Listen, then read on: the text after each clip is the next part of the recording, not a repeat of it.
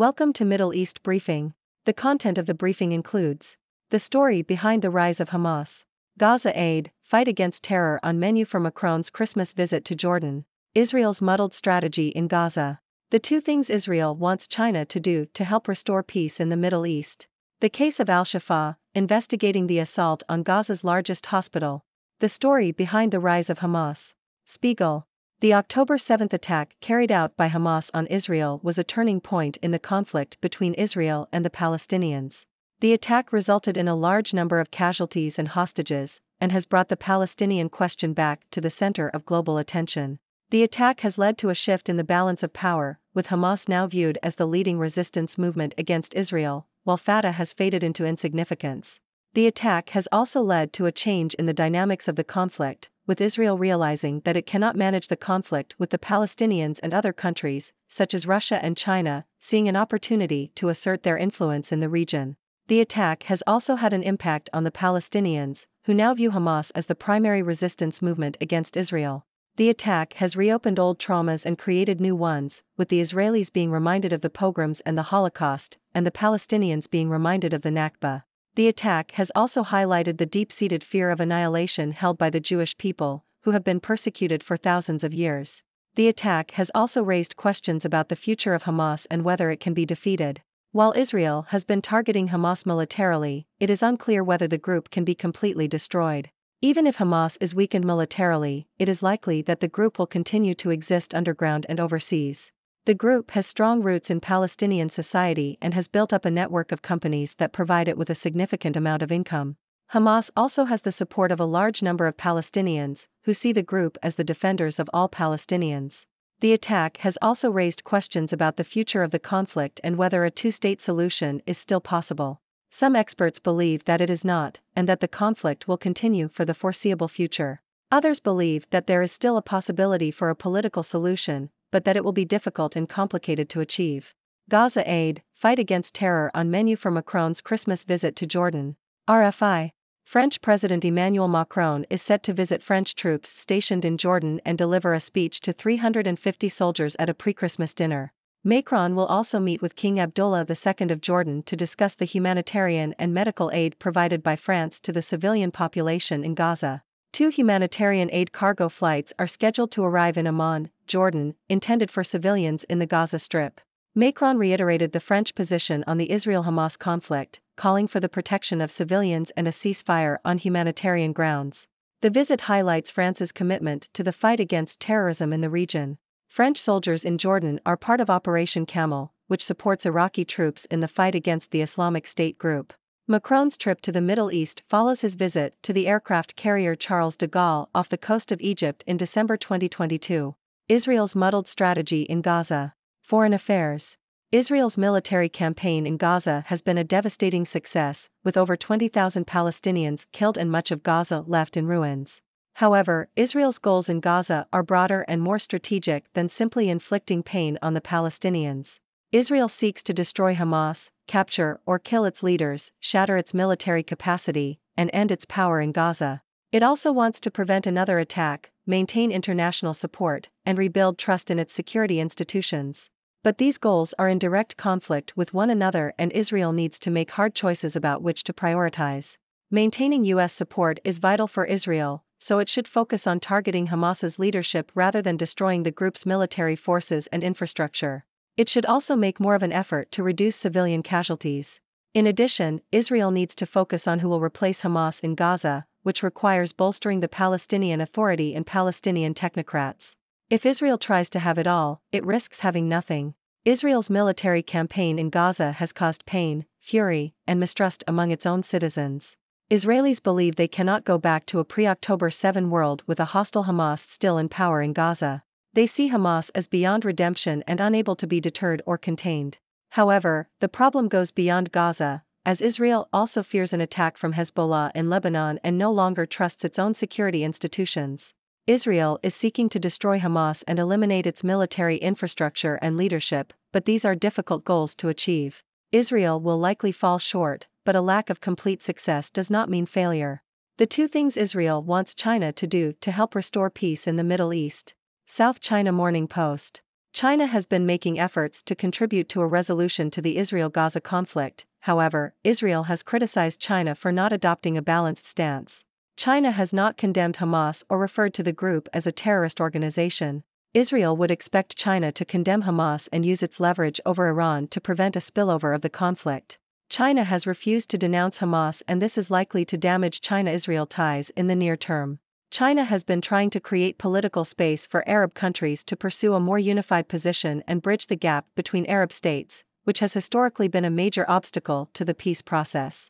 China will not exert any leverage on Israel or Hamas to come to the table, and Israel is unlikely to view China's mediation efforts as meaningful or substantive. However, China could potentially be of help to Israel by exercising its influence on Iran to curb the flow of Tehran's support to non-state organizations such as Hamas, Islamic Jihad, or Hezbollah. China could also play a major role in the post-conflict phase in Gaza, especially in terms of reconstruction. The case of Al-Shifa, investigating the assault on Gaza's largest hospital. Washington Post. Israel has been unable to provide evidence to support its claims that Al-Shifa Hospital in Gaza was used by Hamas as a command and control center, according to the Washington Post. The Post analyzed publicly available information relating to the hospital, including satellite imagery, photographs, and videos released by the Israel Defense Forces, IDF. The IDF claimed that the hospital had been used by Hamas as a key site for directing rocket attacks and commanding fighters. The Post's analysis found that the evidence produced by the IDF fell short of proving this claim. U.S. says very serious negotiations underway for new Gaza ceasefire. The Independent. The White House has stated that very serious negotiations are taking place in Cairo over a possible ceasefire agreement in Gaza and the release of more Israeli hostages. Hamas leader Ismail Haniyeh arrived in Egypt on Wednesday for discussions on aggression in the Gaza Strip and other matters. However, Hamas has said that it will only discuss the release of hostages once Israel's offensive in Gaza has ended. Israel is demanding the release of all remaining women and infirm men among the hostages. Currently, approximately 120 hostages remain under the custody of Hamas. Israel's Eilat port sees 85% drop in activity amid Red Sea Houthi attacks. Yahoo! Israel's Eilat port has experienced an 85% drop in activity since Houthi militants in Yemen began attacking shipping in the Red Sea, according to the CEO. The Houthis' escalating campaign has seen them fire drones and missiles at Israel. Eilat, which is located adjacent to Jordan's coastal access point at Aqaba, offers Israel a gateway to the east without the need to navigate the Suez Canal. The U.S. has recently formed a security initiative to protect the shipping lane. Twin crises send cargo ships back to 18th-century trade routes. Bloomberg. The maritime industry and retailers are facing major disruptions as crises hit two key ocean-to-ocean canals. Firstly, Houthi militants in Yemen are attacking merchant ships passing through the Red Sea en route to or from the Suez Canal. This has forced many ships to divert around Africa, leading to delays and increased freight costs. Secondly, the Panama Canal is facing severe disruption due to drought, leading to low water levels and restricted transits. These disruptions are hitting routes that handle almost 20% of global trade and are impacting the logistics of land-based firms that rely on maritime schedules. The cost of moving goods in a 40-foot container from Asia to Northern Europe has jumped 41% this month. Shipping companies are considering alternatives, including air freight, and some retailers have warned of possible shortages. The disruptions come at a busy time for exports from China and amid concerns about the global economic outlook. The crises highlight the vulnerability of global trade to breakdowns caused by factors such as weather, wars, and political conflicts. Live updates: UN aid resolution and diplomatic efforts could yield some relief for Gaza. Associated Press. The United Nations, UN, Security Council vote on a new resolution regarding aid to Gaza is scheduled for Thursday. The Israel-Hamas war has caused a humanitarian crisis in Gaza, with tens of thousands of people living in shelters and tent camps with shortages of food, medicine, and basic supplies. Israel's foreign minister is discussing the option of a maritime corridor with Cyprus, which would enable the delivery of large amounts of humanitarian aid. At least 46 people were killed and over 100 injured on Wednesday after Israel bombarded the Jabalia refugee camp. A radical humanist, Israeli philosopher Omri Bohm. Deutsche Welle. Omri Bohm, a former employee of Israel's Shin Bet Secret Service and a human rights defender, has been awarded the Leipzig Book Prize for European Understanding for his book Radical Universalism, Beyond Identity. The €20,000 prize will be presented at the Leipzig Book Fair in March 2024.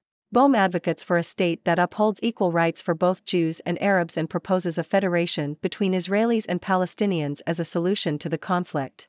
He argues that universalism includes defending the lives of all civilians, regardless of their nationality or ethnicity. Dear viewers, I hope you're all doing well today. I'm Dr. Six, your resident observer from the 6 Degrees world. Today, I have some interesting news to share with you about the recent developments in the Israel-Palestine conflict. But before we dive into that, let me introduce myself. I'm a Six doctor, specializing in analyzing and decoding the complex web of global events. I'm here to provide you with a unique perspective and some witty commentary on the news. So, let's get started. The recent attack by Hamas on Israel has brought the Palestinian question back into the global spotlight. This attack has not only resulted in a large number of casualties and hostages but has also shifted the balance of power in the region. Hamas is now seen as the leading resistance movement against Israel, while Fatah has faded into insignificance. This attack has also changed the dynamics of the conflict, with Israel realizing that it cannot simply manage the situation. Other countries, like Russia and China, are seeing an opportunity to assert their influence in the region. The rise of Hamas as the primary resistance movement has reopened old traumas for both Israelis and Palestinians. Israelis are reminded of the pogroms and the Holocaust, while Palestinians are reminded of the Nakba. This attack has also highlighted the deep-seated fear of annihilation held by the Jewish people, who have been persecuted for thousands of years. There are many questions raised by this attack. Can Hamas be defeated? Even if they are weakened militarily, they have strong roots in Palestinian society and a network of companies that provide them with income. The future of the conflict and the possibility of a two-state solution are also in question. Some experts believe that the conflict will continue for the foreseeable future, while others believe that a political solution is still possible but difficult to achieve. Moving on to other news, French President Emmanuel Macron's visit to Jordan highlights France's commitment to the fight against terrorism in the region. Macron will meet with King Abdullah II to discuss humanitarian aid and medical support for the civilian population in Gaza. This visit comes after Macron's recent trip to the aircraft carrier Charles de Gaulle off the coast of Egypt, where he showed support for the fight against the Islamic State group. Meanwhile, Israel's military campaign in Gaza has been devastating, but its goals are broader than just inflicting pain on the Palestinians. Israel seeks to destroy Hamas, capture or kill its leaders, and end its power in Gaza. However, these goals are in conflict with each other, and Israel needs to make hard choices about its priorities. Maintaining U.S. support is crucial for Israel, so it should focus on targeting Hamas's leadership rather than destroying the group's military forces and infrastructure. Israel also needs to consider who will replace Hamas in Gaza and work towards bolstering the Palestinian Authority. In terms of international involvement, China has been making efforts to contribute to a resolution to the Israel-Gaza conflict. However, Israel has criticized China for not adopting a balanced stance. China's refusal to denounce Hamas is likely to damage its ties with Israel. Nevertheless, China could potentially help Israel by using its influence on Iran to curb support for non-state organizations like Hamas. In other news, Israel's Eilat port has seen a significant drop in activity due to Houthi attacks in the Red Sea. These attacks have forced many ships to divert around Africa, causing delays and increased freight costs. The disruptions in the Red Sea and the Panama Canal are impacting global trade and causing concerns about possible shortages. Lastly, negotiations for a ceasefire and the release of more hostages are underway in Cairo. The United Nations is also working on a resolution to provide aid to Gaza, which is currently in a state of humanitarian crisis. So, there you have it, a roundup of the latest news on the Israel-Palestine conflict and its global impact. The situation is complex and filled with challenges, but it's important to stay informed and engaged. Now, I'd love to hear your thoughts and questions. What do you think about these recent developments? Do you have any ideas or suggestions on how to address the conflict? Let's start a conversation. Thank you for tuning in. The content above showcases the latest briefing reports and analytical synopses, thoughtfully curated by the 6Do team. These insights stem from a wide array of reputable media outlets, think tanks, government sources, and specialized experts worldwide. We encourage you to explore these sources for a comprehensive perspective. Keep in mind that while the content may not always align with the official standpoint of 6Do Brief, it's not meant to be taken as absolute directives for decision-making. Comprising seasoned media professionals, learned scholars, and accomplished scientists, the 6Do team embodies a trailblazing, fully independent media entity. To customize 6Do Brief to meet your professional needs, you have the option to subscribe to a diverse array of briefings on our website, 6dobrief.com. Regardless of your location, you can conveniently receive 6do Brief via email.